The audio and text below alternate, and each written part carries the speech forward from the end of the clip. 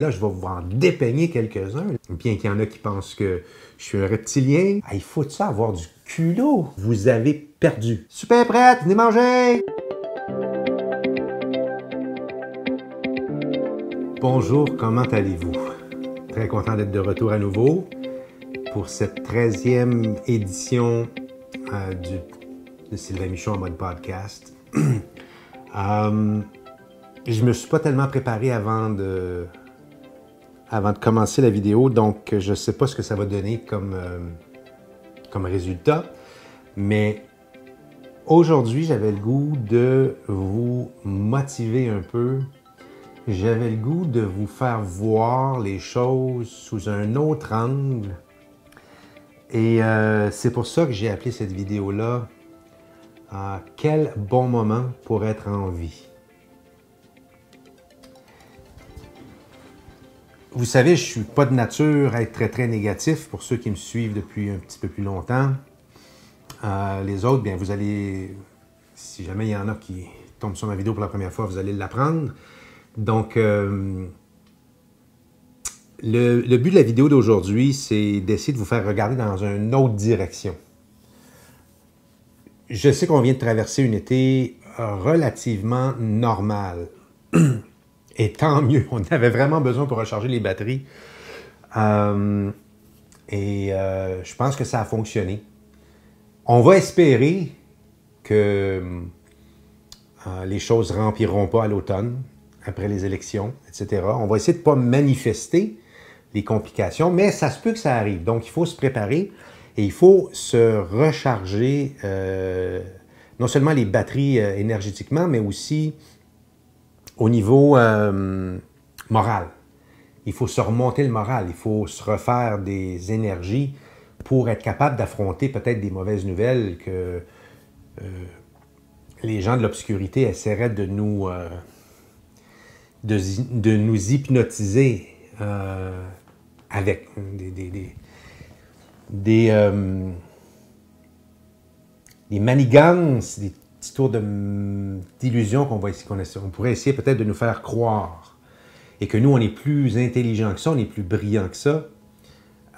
Si on a toffé 2 ans et demi, sans croire à leur jeu, on va certainement toffer jusqu'à la fin.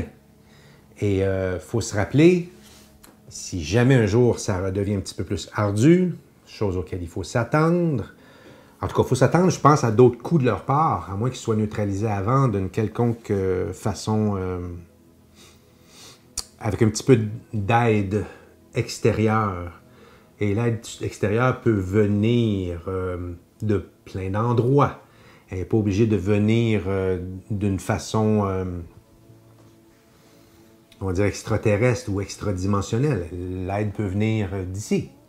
Ça peut être quelqu'un à un moment donné qui revire son chapeau de bord.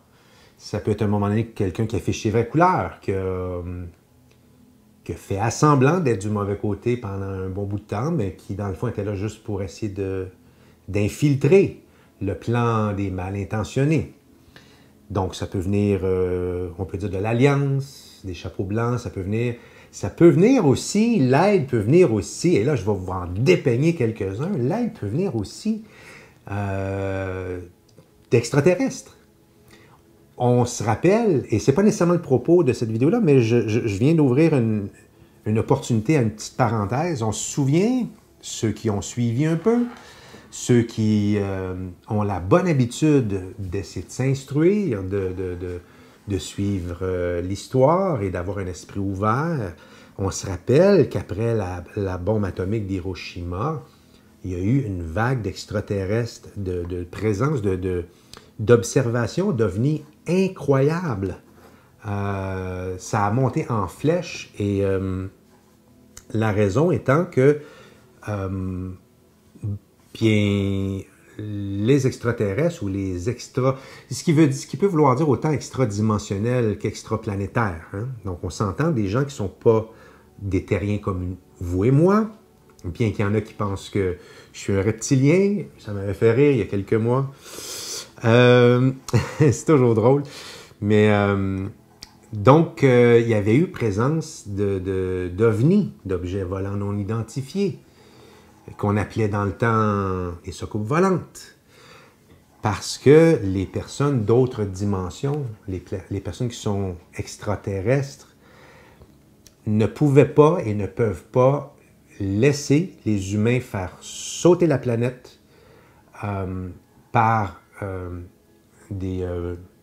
la bombe atomique, par le nucléaire, parce que ça affecte tout le reste du cosmos. Et ça affecte également les autres dimensions, parce qu'on sait qu'on vit dans une dimension, on ne voit pas tout avec nos yeux. Il y en a qui ont la chance de voir des êtres d'une autre dimension. Il y en a qui ont ces dons-là. Je connais le fait de vous parler comme ça depuis 2 ans, un peu plus de 2 ans, m'a apporté à rencontrer de ces gens-là qui m'ont approché. Ils ont été bien fins. Il y en a qui m'ont fait des lectures, puis toutes sortes d'affaires. Vous êtes donc bien fins. Mais la plupart d'entre nous, on ne voit pas les gens qui sont décédés ou des gens d'autres dimensions, des choses comme ça. Mais ces extraterrestres-là s'étaient fait très, très, très présents. Et ça, c'est documenté même par l'armée britannique et plusieurs armées, là. C'est pas de la théorie du complot, c'est absolument documenté, là. Il y a même eu un vaisseau extraterrestre, un OVNI, qui s'était déposé près d'une base militaire où est-ce qu'il y avait, entre autres, c'est un endroit où on entreposait, là je ne sais pas si c'est le plutonium, probablement que c'est le plutonium, je ne sais pas trop quoi. Évidemment, c'est des choses qui sont dangereuses. Donc, et c'est enregistré live. Allez voir sur YouTube. Je suis certain qu'il y en a qui le savent de quoi je parle. Et il y en a un même qui a touché à l'OVNI. Bon, en tout cas, c'est très bien documenté par l'armée. Je pense que c'est britannique. Ça peut être américaine, mais je pense que c'est britannique. J'en suis pas mal certain. Parce que c'est ça. Donc, on ne peut pas... Ils avaient réalisé à ce moment-là que les humains, on avait trouvé les allumettes dans le tiroir où il ne fallait pas aller. Puis, il y en a qui ont fait sauter la bombe atomique. Et eux se sont présentés. Et c'est à partir de ce moment-là, plus particulièrement, qu'ils se sont mis à être en contact avec l'armée américaine et toutes les puissances mondiales. Et c'est à partir de ce moment-là, je pense que la communication, le partenariat, les échanges, les trading, qu'on dirait en anglais, entre les extraterrestres et les grandes puissances mondiales se sont mis à s'échanger, si on veut, des valeurs, la technologie extraterrestre, en ce qui est de ce qu'ils prenaient de leur côté. De notre côté, bien des humains en échange pour qu'ils fassent leurs propres expériences avec nous. Mais je ferme cette parenthèse-là, qui est un sujet vraiment passionnant aussi, que j'aurais pu vous parler aujourd'hui, mais je ne veux pas vous amener dans cette direction-là. Donc l'aide pourrait venir encore des extraterrestres dans une situation comme on a aujourd'hui, parce que si jamais les élites décidaient d'accélérer le plan de dépopulation, qui on sait que ça fait absolument partie de leur plan, hein, les Georgia... Moi, j'aime dire les tombstones, mais c'était des guidestones. Tombstone, c'est des pierres tombales. C'est pour ça que j'aime ça dire ça. Alors, eux pourraient intervenir. Ça pourrait arriver de plusieurs endroits. Ça pourrait arriver de Poutine, ça pourrait arriver de Trump, ça pourrait arriver de quelqu'un qu'on ne connaît pas. Ça pourrait également être la main divine qui pourrait venir intervenir. Et semblerait qu'elle va le faire. J'en ai parlé, je pense, dans ma dernière vidéo. Mais encore une fois, je ne veux pas élaborer là-dessus. Donc, leur plan ne marchera pas, on le sait, mais il peut y avoir illusion dans quelques semaines, quelques mois, probablement après les élections, spécialement si les élections sont truffées, si elles sont truquées, si les pourritures de la CAQ sont réélues. Attachez votre tuque, il y a beaucoup de chances qu'ils essaient de nous ramener. Et ils ne s'en cachent pas, hein? Ils ne s'en cachent pas du tout, l'ego. Ils ne s'en cachent pas du tout. Il y a une vidéo qui circule qui disait pendant les 3 premières années, quand on est majoritaire, c'est le fun parce qu'on fait ce qu'on veut. On peut faire ce qu'on veut, on n'a pas besoin de...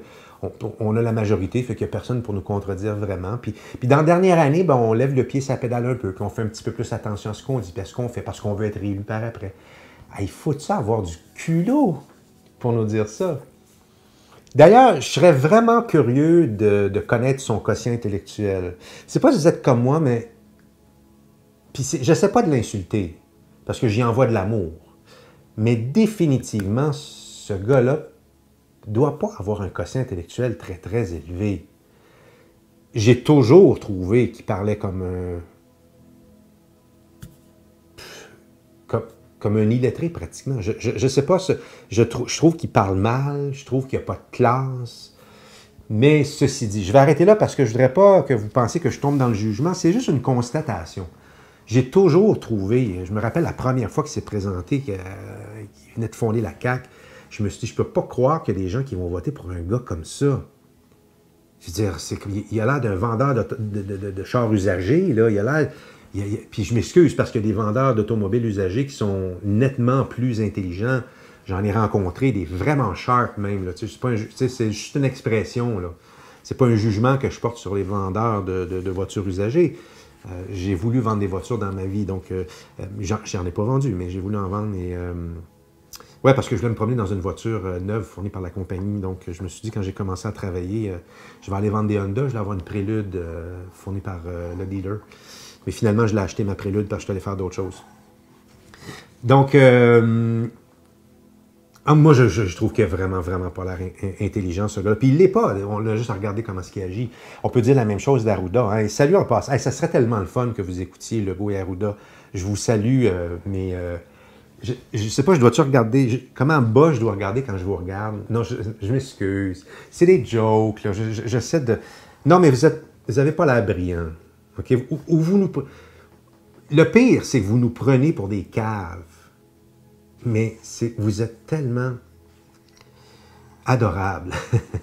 OK, alors je reviens. On s'amuse, on jase, on s'amuse. Donc, je disais que, ouais, c'est ça, ça se peut que ça arrive, mais il faut rester très positif et très fort. C'est le temps de recharger les batteries pour être en forme quand ils vont arriver avec leur petit tour de magie qui ne marchera pas. Parce que nous autres, on le sait que quand le tour de magie, quand on attire notre attention avec la main droite, le tour de magie se passe dans la main gauche. Nous autres, on le sait. Ça fait 2 ans et demi qu'on regarde la main gauche, nous autres, tu sais, puis que ça fait longtemps qu'on sait ça. Ça fait qu'on ne regardera pas dans la direction, tu sais. Quand ils attirent notre attention avec les camionneurs, on le sait qu'ils sont en train de faire d'autres choses ailleurs, tu sais. Puis quand ils attirent notre attention avec l'Ukraine, on sait qu'ils sont en train de faire d'autres choses ailleurs. Et en ce moment, ils ne sont pas trop en train d'attirer notre attention. Bien, il faut aussi, et surtout pas penser qu'ils ne sont pas en train de rien faire. Donc, il faut rester à l'aguet. Mais ça ne marchera pas, je vous le confirme, toutes les sources divines le disent, ça ne fonctionnera pas. Nous devons clamer notre victoire tout de suite, maintenant. C'est pour ça que je le dis depuis 2 ans. Nous avons gagné. Et non seulement ça, il faut leur dire à eux qu'ils ont perdu. D'ailleurs, si je peux me permettre, je suis jamais allé voir, mais je sais que Legault, il est sur Facebook. C'est probablement pas lui qui gère son compte, là, je suis à peu près certain. Mais ce serait vraiment fantastique si on allait tous sur son compte, si on peut commenter. Et d'après moi, on peut probablement commenter un de ses posts si on ne peut pas faire un post directement dessus, là. Qu'on aille massivement, et je vais probablement le faire après cette vidéo-là, là, ou quand je vais la poster, quand je vais la partager, et aller écrire dans son texte « Tu as perdu » ou « Vous avez perdu »,« La CAQ a perdu », vous êtes des perdants, vous êtes déchus, on vous a, comment est-ce qu'on dit ça, vous avez été, tu sais, on a levé le voile sur vous, vous avez été, tu sais, allez marquer des messages comme ça, et j'ai pas le mot exact, là, j'ai pas la meilleure phrase, mais allez marquer sur leur post qu'ils ont perdu d'avance, parce que c'est ce que la source nous demande de faire. La source nous demande de leur dire et de leur signaler, parce que c'est nous qui décidons. La pensée est créatrice. Et si nous, on décide qu'ils ont perdu, ils ont perdu. Et ça va les affecter énormément si tout le monde, ou 100, 200, 2000, 5000 personnes vont écrire, ils vont se demander, on a-tu manqué quelque chose? OK, là, il y a quelque chose qui a circulé là, pour que les gens pensent tout ce qu'on a perdu, parce que, en ce qui nous concerne, la partie n'est pas encore finie. Non, elle n'est pas finie. Mais on vous annonce d'avance que vous avez perdu. OK, alors, je vous invite à aller voir la page à Lego et la page de la CAQ et toutes ces pages-là, puis mentionner dessus qu'ils ont perdu. Vous avez été mis à découvert. Votre plan a échoué. Et pas parler au futur, pas leur dire vous allez perdre, vous perdez votre temps. Non, non, non, non. Concrètement, on manifeste, vous avez perdu. Vous êtes des losers, vous avez perdu la partie, vous êtes défaits, vous êtes déchus. Alors, moi, parce que c'est ce que la source nous demande de faire. Alors, et non seulement de clamer notre victoire, mais de leur signaler leur défaite. Au temps présent. Pas au futur, au présent. Même au passé, on peut dire. Sont faites, sont perdues. Vous êtes faites, vous avez perdu. On vous a, et là, je cherche encore la fameuse expression, là, mais le voile a été levé sur vous. Vous avez été mis à découvert. Peut-être que le mot va vous venir à vous avant qu'il me vienne à moi. Et bon. Donc, maintenant qu'on sait ça, on rentre dans le vif du sujet. Mais ce que j'ai dit à date, c'est bon aussi, là. C'est pas à ne pas écouter. D'ailleurs, si vous êtes rendu là, c'est que vous avez toffé. Donc, ce que je veux vous dire, c'est quel merveilleux temps pour être en vie. Je veux vous faire voir ça d'une autre façon. Et je suis un petit peu... Il y a toujours quelque chose qui déclenche, moi, un processus de vidéo. Et là, je viens d'écouter une vidéo de Greg Braden. C'est une des nombreuses personnes que je suis, Greg Braden, je l'aime beaucoup. Et on le sait qu'il est de notre côté, hein, Greg Braden. Il parle toujours à mots couverts. Il dit jamais les vraies affaires parce qu'il ne veut pas se faire censurer, il ne veut pas se faire bloquer sa chaîne YouTube et tout le reste, là. Mais quand on arrive à lire entre les lignes, on comprend très, très bien. Il parle exactement le même langage que nous, à mots couverts. C'est juste qu'il ne va pas l'affirmer comme ça. Mais il parle lui aussi de nouveau monde, il parle lui aussi d'éveil, il parle lui aussi de toutes ces choses-là. Et la vidéo que j'ai écoutée tout à l'heure, c'est une espèce de Zoom qu'il fait à tous les 2 semaines avec un collègue, un partenaire à lui, un ami que je ne connais pas, je ne connaissais pas avant, j'ai pas retenu son nom malheureusement. Il est très intéressant pourtant. C'est souvent plus Greg Braden qui parle parce que c'est plus comme lui qui est interviewé, l'autre est plus l'intervieweur. Et il a dit une chose, qui m'a incité à vouloir vous en parler. Ça va dans la lignée de tout ce que je viens de dire depuis le début de la vidéo, là. Quel merveilleux temps pour être en vie parce que, si on regarde le beau côté de la chose, tout est à rebâtir à partir de maintenant. La façon qu'il faut voir ce qui se passe en ce moment, oui, il y a un chaos, oui, ça brasse, oui, il y a des manigances, oui, il y a de la corruption, oui, il y a tout ça. Mais voyez ça comme étant, on est en train de faire table rase. Pour essayer de vous le faire visualiser. Montons une belle table comme à Noël, une très grande table. Tu sais, les grandes tables qu'on fait une fois par année, là. Puis on les faisait plus encore quand on était jeunes. En tout cas, je ne sais pas vous, mais pour moi, là, tous les oncles, tous les tantes étaient à Noël. Et puis on avait là, comme une table avec 15 personnes, 20 personnes à la table. Puis imaginez que cette table-là est montée. Là. On est prêt à... Tu sais, maman là, ou grand-maman est prête à appeler tout le monde pour dire « Super prête, venez manger! » Hein? Ça criait ça dans votre famille? Hey, c'est le fun d'entendre ça quand tu sais qu'il y a du sport, quand tu sais que je mangeais de la viande avant, j'en mange plus maintenant. Il y a du sport, il y a de la bonne tourtière, il y a de la farce, hey, à Noël, on mange-tu bien? Il y a de la dinde, avec de la sauce. On mange-tu bien à Noël au jour de l'an quand on a, tu sais, nos parents, nos grands... Ma mère, elle cuisine tellement bien, ma mère, puis bon... Donc, on attendait de se faire dire c'est prêt, tu sais. Puis, bon, imaginez que la table est pleine comme ça, là. Et imaginez que on décide de faire table rase, qu'on décide de mettre notre main, là, puis tout enlever ce qu'il y a sur la table parce qu'on a quelque chose d'encore mieux qui s'en vient. Mais imaginez pendant qu'on pousse, tu sais, on n'enlève pas un assiette à la fois puis un ustensile à la fois, là. On pousse tout ça, on sac tout ça à terre, ou on peut même, tu sais, des fois, là, tu prends la nappe, là, tu tires, là. Faisons un gros ralenti de tout ça, là, OK? 1200 images secondes. OK? Je ne sais pas si vous savez, là, mais c'est très lent. Là. Alors, Qu'on le fasse comme ça avec le bras, imaginez le chaos qu'il y a sur la table au moment où on rase tout. Le thé se met à verser, là, les coupes de vin, ça tombe. Il y a de la bouffe qui revole dans les airs, les petits blés d'Inde, les petits pois. La farce, ça se ramasse d'en face à ma tante Martine. Vous comprenez ce que je veux dire? Imaginez le chaos. C'est là qu'on est. Transposez ça dans un changement de société. On change de table, on change de société. C'est là qu'on est. C'est pour ça que ça brasse depuis 2 ans et demi. C'est juste pour ça que ça brasse depuis 2 ans et demi. Il faut que ça brasse pour faire du ménage. Et si on veut se débarrasser du mauvais, supposons que la belle table, là, que je vous parlais de Noël, là, mais supposons qu'elle n'est pas belle, la table. Supposons là, que tout est avarié, il n'y a rien de bon, tout est passé date, c'est pas mangeable. C'est ça qu'on a en ce moment. Là. Et ces gens-là qu'on est en train de tasser, ben, ils vont se débattre.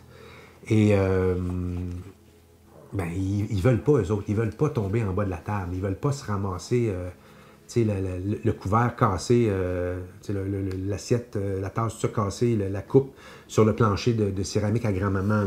Les autres, ils ne veulent pas ça, fait qu'ils vont tout faire pour s'agripper. Mais après ça, c'est nous autres on refait la table. Et c'est à ça qu'il faut penser aujourd'hui.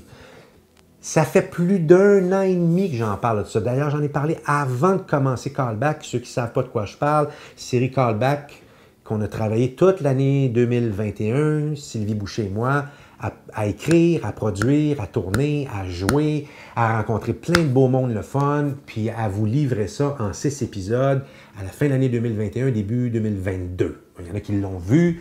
Bon, le but de ça, comme le but de tout ce que je dis depuis 1 an et demi, c'est de penser à rebâtir le futur. Et nous autres, c'était rebâtir le milieu artistique.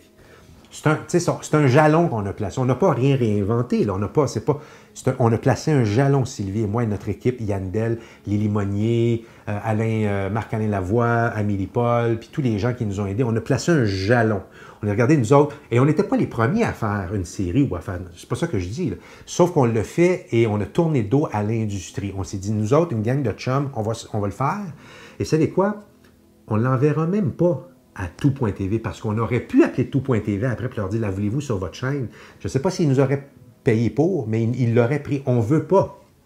On aurait pu après appeler la Sodec Téléfilm Canada et leur dire, on a fait une belle série, voulez-vous nous donner de l'argent pour de la distribution? On n'a pas voulu. On a fait tout ça en les ignorant. OK?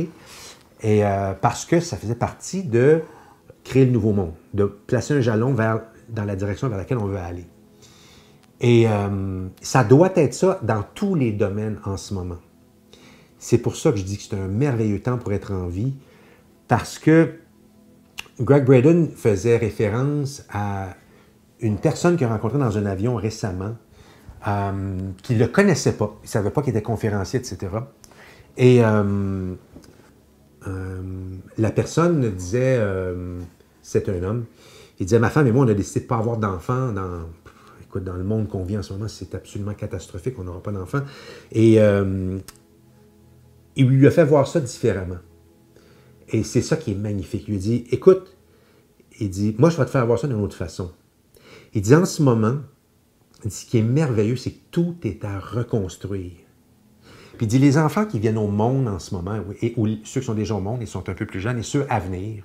Donc, la jeunesse la relève. Ces gens-là, de ces gens-là, va naître de toutes nouvelles idées, de nouveaux concepts, de nouvelles façons de faire. Et c'est à nous de le commencer. Mais eux vont arriver avec des idées fraîches d'une nouvelle génération, du sang neuf. On sait que c'est comme ça que la société évolue. Et pourquoi vous empêcher d'avoir un enfant alors que cet enfant-là peut vivre peut-être dans la meilleure période que l'humanité a jamais connue pour la créativité et pour l'épanouissement et pour le développement et pour le changement de l'humanité. Il finit l'histoire en disant, en sortant de l'avion, après je l'ai vu, tu sais, quand on arrive dans l'aéroport et on ramasse nos nos valises. Il dit, il courait. Il dit, je l'ai intercepté. Qu'est-ce que tu fais? Il dit, écoute, tu m'as tellement motivé qu'il dit, je cours à la maison, on s'en va faire des bébés. Alors, je trouvais que l'histoire était très bonne et très, très, très représentative. J'avais le goût de vous la raconter. Donc, c'est comme ça qu'il faut le voir. Et une chose qu'il disait aussi, c'est que on peut voir ça négatif, mais on peut le voir aussi positif. Et c'est de cette façon-là qu'il faut le voir. Parce qu'en ce moment, tout est à rebâtir. Et ce qu'il disait qui était vraiment intéressant, c'était que c'est peut-être une des rares fois dans l'humanité où est-ce que les nouvelles idées, les nouveaux concepts vont venir du bas de l'échelle. Normalement, dans une société comme on vit depuis toujours, les grandes décisions se prennent en haut, par des leaders, par des gens qui ont un contrôle absolu, dont on ne peut pas influencer, même si on essaye. On le sait, ça fait 2 ans et demi qu'on essaie de les influencer sur comment gérer la situation. Il n'y a rien à faire parce que tout vient d'en haut. À partir de maintenant, tout ce qu'il y a de mieux dans la société à venir risque de venir d'en bas, de nous autres, de la société, de la masse. Parce que c'est nous qui allons changer le monde. Ce n'est pas les leaders. Ils sont en train d'essayer de le faire. Ça ne marchera pas. La shot a été calée par le plan divin. Ça ne marchera pas. Ils vont essayer de nous y faire croire. Ça ne marchera pas. Imaginez comment on peut se battre en confiance quand on sait que la victoire est à nous. Il y a encore quelqu'un cette semaine qui me dit « On n'a pas gagné, on n'a rien gagné. » Ça me fait rire quand il y a un perdu comme ça qui atterrit sur ma page 2 ans et demi trop tard. Mais c'est ça. L'avenir, on est dans un changement. Le château de cartes s'effondre. Tantôt, je faisais l'image, on fait table rase. Ça peut être le château de cartes qui s'effondre. Il y a plusieurs façons, château de sable. Il y a plein d'images qu'on peut avoir en tête pour comprendre que la pyramide dans laquelle on vit depuis toujours est en train de s'effondrer. En ce moment, ils ont voulu, et c'est ça qui est bien, c'est ça qui est vraiment magique là-dedans, c'est que par leur voracité, leur faim de pouvoir, leur insatiable faim de pouvoir, ça a fait en sorte qu'ils ont voulu prendre des bouchées doubles, et c'est en faisant ça qu'ils se sont livrés. C'est en voulant passer en grande vitesse. Ce qu'ils ont fait, c'est qu'ils ont levé un flag, puis ils nous ont dit « On veut vous éliminer, vous n'aurez plus rien, puis vous allez être heureux. On prend le pouvoir, on vous met des nanoparticules dans le système, on va vous anéantir. Il y en a 5 500 000 de trop. Il y en a plein parmi vous autres qui allaient y passer. » C'est ce qu'ils font. Même pas subtilement, là. OK, il y en a qui ne le savent pas. Oui. Ceux qui ont le câble dans l'intraveineuse, là. Ceux qui ont le TVRA directement, là, sur la grosse veine, là. Eux autres, ils ne le savent pas. Ils n'ont rien vu. On en croise comme ça de temps en temps. Mais ceux qui ont Internet, hein, ceux qui savent c'est quoi Google, hein, ceux qui ont un moteur de... Ceux qui savent que moteur de recherche, c'est pas un V6 dans un Jeep qui fait des recherches dans le désert. Il y en a qui savent que le moteur de recherche, ça va dans un ordinateur pour trouver des réponses à nos questions. Ils savent que c'est la clé pour rentrer dans la bibliothèque d'Alexandrie, des temps modernes. Il y en a qui savent ça. Fait que ceux qui savent ça et qui se servent de la clé, et que ce soit Google, DuckDuckGo ou n'importe quel, on s'en fout. Il y en a qui savent c'est quoi un moteur de recherche. Alors, ceux qui font leur recherche, comme nous, hein, on sait qui s'exposent et on sait qu'ils ont perdu. Et on clame notre victoire et on proclame leur défaite déjà. Et c'est une question de temps. Donc, on regarde la fin. Tu sais, on est probablement dans le 3e acte, là, tu sais.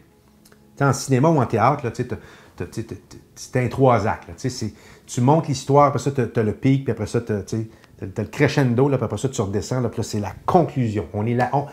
Il y a des chances qu'on soit là-dedans. Ça se peut qu'on ne soit pas encore là.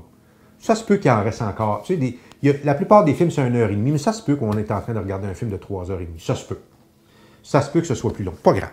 On aura plus pour notre argent. On sait qu'on a gagné. Alors, quel merveilleux temps pour être en vie, sachant que le nouveau monde qui s'en vient, c'est nous, mais surtout nos enfants, nos petits-enfants et ceux qui sont en train de naître. Moi, j'ai une nièce qui a eu un enfant l'année dernière, elle attend son 2e, là. Qu'est-ce qui va arriver? Qu'est-ce qu'ils vont inventer, ces enfants-là?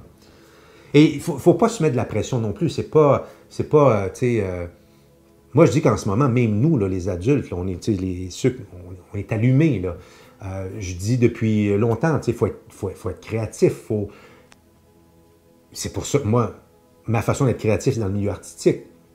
Et certaines autres façons, mais communiquer comme ça, entre autres aussi. Mais pour moi, le milieu artistique, c'est ce dans le quoi je pense que je me sens le plus utile. Je peux me tromper.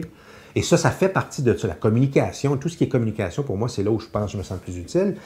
Je ne me sentirais pas utile du tout en administration ou en politique, par exemple. Mais il y en a qui le sont. Et c'est là qu'il faut être innové et sortir des sentiers battus et d'oser. Là, je suis pas mal certain qu'il y a des gens qui doivent se dire « Oui, mais moi, c'est parce que j'ai pas de talent, j'ai pas rien, je suis pas quelqu'un qui est créatif, je suis pas quelqu'un... » Ça se peut. Ça se peut, c'est pas tout le monde qui va réinventer la roue. C'est pas tout le monde qui va devenir astronaute. C'est pas... On a tous des aptitudes différentes. Moi, je me considère quelqu'un qui a... Si je regarde des gens qui m'impressionnent largement, là, je me dis souvent que je ne serais jamais capable de faire ce qu'ils font. Je n'ai pas leur talent, je n'ai pas leur connaissance. Je me trouve inculte à comparer de certaines personnes dans certains domaines. Mais il y a d'autres personnes qui, probablement, dans mon métier ou dans ma passion, mon métier qui est l'immobilier, ma passion qui est le cinéma, je pense que j'enseigne une longueur d'avance sur bien du monde. Et certaines autres choses aussi, la motivation, le développement personnel, ces choses-là, le positivisme et la loi de l'attraction, ces choses-là, il y a des gens qui en connaissent bien plus que moi. Mais j'ai quand même une très, très bonne base parce que je vous l'ai déjà dit, je suis une personne hyper curieuse. Malheureusement, on ne peut pas apprendre dans tous les domaines de la vie, il faut faire des choix. Moi, j'ai fait mes choix et les choix, ce qui vraiment attire mon attention, c'est ce que je m'abreuve le plus possible de. Et ce qui ne fait pas mon affaire et surtout ce qui est négatif, ce qui tire vers le bas, j'élimine ça complètement de ma vie. Mais ce que je veux dire, c'est qu'il y a probablement des gens parmi vous qui sont rendus peut-être trop âgés pour commencer à faire des gros moves. C'est correct. C'est correct. Vous n'êtes pas inutile. Allez pas penser... parce que moi, je suis même pas capable de coudre un bouton, tu sais, ou madame peut-être, là, je veux pas être sexiste, mais tu sais, ou monsieur, tu sais, moi je suis même pas capable de checker l'huile dans mon auto, tu sais. Il y en a de ça, il y en a, puis c'est correct, c'est correct. C'est correct si vous n'avez pas de talent en tant que tel, puis c'est correct si vous n'êtes pas... mais de véhiculer ce message-là, ça peut être bon. Vous connaissez peut-être des gens, par contre, qui le sont. Vous avez peut-être des petits-enfants dans votre famille qui se demandent quoi faire un jour puis qui hésitent entre être, je ne sais pas moi, entre travailler sur une chaîne de montage ou bien travailler dans les recherches, whatever, médicales ou, comment est-ce qu'on appelle ça, dans l'archéologie ou tu sais, n'importe quoi. Là. Mais peut-être qu'avec un petit peu d'encouragement de leurs parents ou de leurs grands-parents, peut-être qu'ils se diraient « Let's go, je fonce, j'y vais, je l'essaye. » C'est là que mon cœur, il bat vers ça. Tout le monde me dit qu'il n'y a pas d'argent à faire là-dedans. Mais oui, mais moi, je vous dis, tous les chanteurs célèbres, tous les artistes, bon, peut-être que mes exemples ne sont pas bons, il y a du satanisme là-dedans et tout ça, je le sais, mais quand même. Prenez le domaine que vous voulez, le domaine sportif. c'est tous des domaines où est-ce qu'il y a très peu d'élus. Hein? Il y a beaucoup de gens qui s'asseyent et très peu d'élus. Mais ceux qui percent, c'est souvent... Bon, il y a la possibilité qu'ils soient plugués, là. Mais ceux qui n'étaient pas connus au départ, c'est probablement parce qu'ils ont persévéré et ils ont fait les bonnes affaires. Il y a deux choses que ça prend quand tu veux réussir dans quelque chose, et ça, je le sais, ça fait 15 ans que je le dis. Je le disais dans mes vidéos de formation, j'ai une chaîne YouTube pour devenir réalisateur, c'est une chaîne anglophone, et je disais, il y a deux choses que ça prend pour devenir réalisateur, et il y a deux choses c'est les deux mêmes choses que ça prend dans la vie pour réussir n'importe quoi que vous allez entreprendre. Et c'est pas nécessairement le talent. Et c'est pas nécessairement la chance. Quoique la chance, si t'es plugué, oui, ça aide beaucoup. Mais c'est pas de ça que je parle. Je parle, tu sais, tout le monde à chance égale. Là. Il y a deux choses.